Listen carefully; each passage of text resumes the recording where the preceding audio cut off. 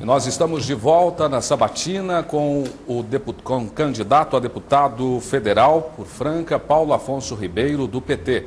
Você acompanha essa sabatina na difusora, ao vivo, também pela internet no www.comérciodafranca.com.br e também a partir das 10 horas da noite na TV Bem, canal 10 da NET. Correia Neves Júnior. Candidato, recentemente os Estados Unidos liberaram a pesquisa com células-tronco para testes em seres humanos. A ciência aposta numa revolução e para a chance de cura, inclusive, de doenças degenerativas. A Igreja Católica condena a pesquisa. Qual a posição do senhor a respeito? Caso eleito, votaria a favor da liberação de pesquisas com células-tronco embrionárias? Olha, eu sou a favor de que nós possamos usar as novas tecnologias e o conhecimento científico a favor da vida. Então, se nós chegarmos numa necessidade de fazermos um plebiscito aqui no Brasil para definir sobre essa questão, eu acho que essas questões deveriam ser discutidas profundamente pela sociedade brasileira, eu votaria a favor. Votaria a favor porque nós estamos num processo de evolução do ser humano e nós temos que buscar alternativas para a alimentação, né, para a questão da saúde. Enfim, nós temos que apostar na tecnologia como uma possibilidade de melhorar a vida da população mundial, que já está chegando aí nos 7 bilhões de habitantes em todo o planeta.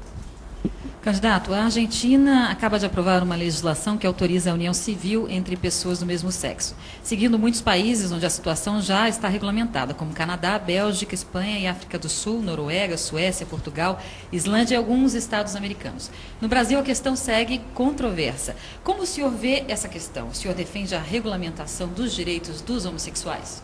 Olha, não só dos direitos dos homossexuais, mas eu trabalho com a possibilidade de liberdade, ou seja, de ampliar o processo de liberdade que nós temos.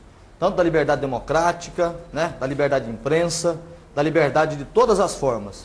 Eu acho que limitar a união de pessoas do mesmo sexo é nós regredirmos na nossa história. Então eu tenho convicção de que nós não podemos impedir com que as pessoas que se amam, né, que querem se dedicar umas às outras, possam viver. É lógico que esse tema é muito profundo, isso mereceria um debate muito mais amplo sobre essa questão. Mas eu não vou me opor, enquanto deputado federal, à união civil, seja para homens e homens, ou mulheres e mulheres. O senhor não se opõe ou o senhor defende? Eu defendo e não me oponho. Sendo deputado federal, vou votar a favor. E como é que o senhor avalia a postura de algumas denominações religiosas, especialmente os católicos e os evangélicos, que são radicalmente contra tanto a pesquisa com células-tronco, quanto a união civil de homossexuais? Olha, veja bem, o amor é um sentimento universal, né? E todas as religiões têm as suas convicções, né? Nós temos os católicos cristãos, os protestantes cristãos, os muçulmanos, os budistas, todas elas apresentam algum tipo de reflexão e de buscar entendimentos para convencer a maioria da população das suas teses. Então, a minha posição é que nós não devemos misturar algumas coisas. Devemos buscar sempre cuidar das pessoas e cuidar do ser humano. O senhor acha, inclusive, que os casais homossexuais poderiam e deveriam ter direito de adotar crianças? Olha, quando a gente discute, quando a gente determina, investe em programas de televisão, de rádio, no sentido de incentivar as pessoas a adotarem as crianças que estão abandonadas, eu prefiro com que as pessoas cuidem das crianças abandonadas, seja elas quais for as suas opções sexuais, do que deixar as crianças abandonadas nas ruas, sem pai, sem mãe, sem comida, sem alimentação e sem escola. Candidato, na última Francal, realizada em julho, um dos temas mais tratados foi a desoneração da indústria, sim, principalmente com a reforma tributária. Se o senhor foi eleito, que postura terá em relação aos projetos de desoneração? Olha, nós estamos vivendo, desde a Constituição de 88, que nós estamos falando em reforma tributária no Brasil. Eu tenho defendido o setor calçadista, fui presidente do sindicato por 3 mandatos, sou da direção do sindicato, e tenho defendido o setor calçadista em todos os momentos, em todos os fóruns de discussão que eu fui chamado, eu estive lá presente. A história do White Blue, da taxação do sapato chinês no Brasil, enfim. Estou sempre à disposição da indústria e fazendo a luta dos trabalhadores. Então, eu tenho convicção que nós temos que instaurar no Brasil uma discussão específica no Congresso Nacional, uma constituinte tributária, para nós refazermos o Código Tributário Brasileiro e acabar com a guerra fiscal interna, porque nós já temos uma guerra fiscal internacional que já acaba prejudicando muito a indústria nacional. Então, eu sou amplamente favorável a revisão da tributação das empresas brasileiras. O candidato presidente Lula disse recentemente que a carga tributária no Brasil é adequada. O senhor concorda? Não concordo com o presidente. Acho que, lógico que ele tem muito mais informações por ser o presidente do Brasil, mas eu não tenho essa concordância que não há o que fazer. Eu acho que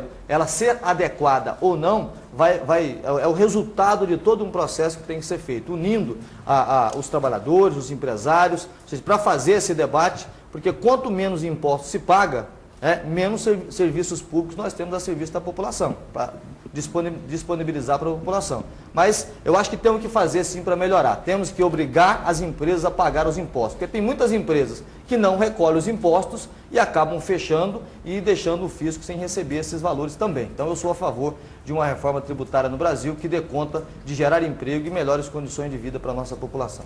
Candidato, e qual a sua opinião sobre o projeto de lei que proíbe palmadas, beliscões, castigos físicos em crianças e adolescentes? Olha, eu fui conselheiro dos direitos da criança e do adolescente por 2 mandatos. Não tive o prazer de ser presidente do conselho, mas eu acredito que qualquer medida que leve à violência, não que deva ser proibida, não deva ser praticada pelas famílias, né?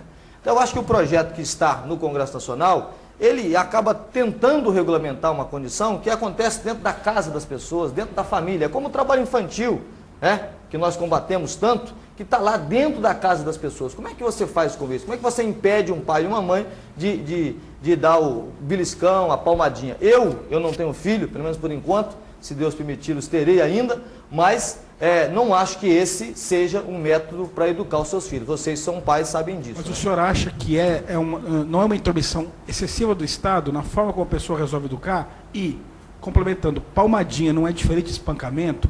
O projeto não faz pensar que é tudo a mesma coisa?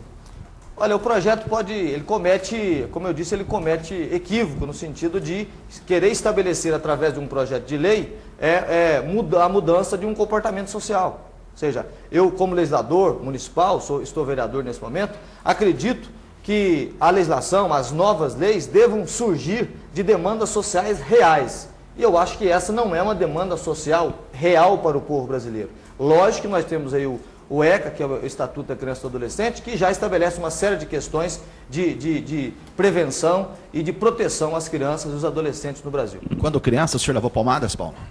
Olha, muito poucas. Muito poucas. Primeiro que minha mãe, a dona Nair, mandar um beijo para ela, que está me escutando agora, um abraço fraterno. Nunca fui uma pessoa violenta e meu pai sempre ficou muito fora de casa. Eu sempre fui uma criança muito bem comportada. Foram merecidas as poucas que o senhor tomou? Eu sempre fui uma criança muito bem comportada. Foram merecidas? Olha, as poucas que levei, sim. Foram merecidas, embora poucas, conforme disse anteriormente. Candidato, qual a posição do senhor em relação à reforma trabalhista que moderniza as relações entre patrões e empregados? Olha, eu sou favorável a uma reforma, não uma reforma que retire direitos, mas que modernize o cumprimento dos direitos dos trabalhadores no Brasil, né? Porque o que os empresários têm empregado no Brasil nos últimos anos é que o custo do Brasil é muito alto e por isso tem que retirar os direitos dos trabalhadores através de reformas. Eu sou favorável a uma reforma completa da CLT a partir dos acordos, a partir dos consensos. Agora, 13º, férias, fundo de garantia, ou seja, esses direitos básicos dos trabalhadores, esses são imexíveis em qualquer reforma para mim. Mas eu sou favorável em reformar tanto as questões, o artigo 7º da Constituição Federal, que diz respeito a relações de trabalho no Brasil, e ao mesmo tempo a CLT e as outras legislações que nós temos. Mas tem que tomar muito cuidado com isso, porque muito que se fala no Brasil, se fala de reformas como retirada de direitos, e isso eu seria contra no Congresso Nacional. Mas quem propõe o fim? Porque não parece uma discussão que tem a mínima condição de prosperar. Quem propõe o fim de 13º, férias ou outros direitos fundamentais, fundo de garantia? Quem propõe isso? Olha, veja bem, nós temos no Brasil a falta de cumprimento desses direitos.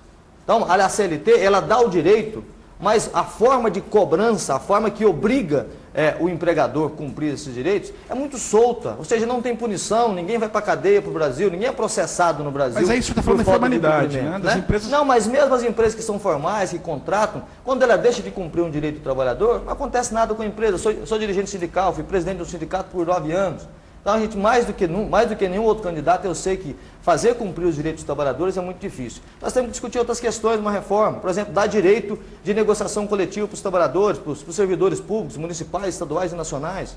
Nós temos que discutir a questão da regularização das centrais sindicais. Nós temos que ter o mínimo garantido para os trabalhadores. Agora, algumas questões, como eu disse, a maioria dos artigos da CLT, eu concordo que tem que ser revisto, mas dentro de um foco que ele não leve à retirada de direitos, respondendo a sua pergunta. Não leve um processo que não leve a médio e longo prazo o esquecimento ou o esvaziamento dos direitos dos trabalhadores no Brasil.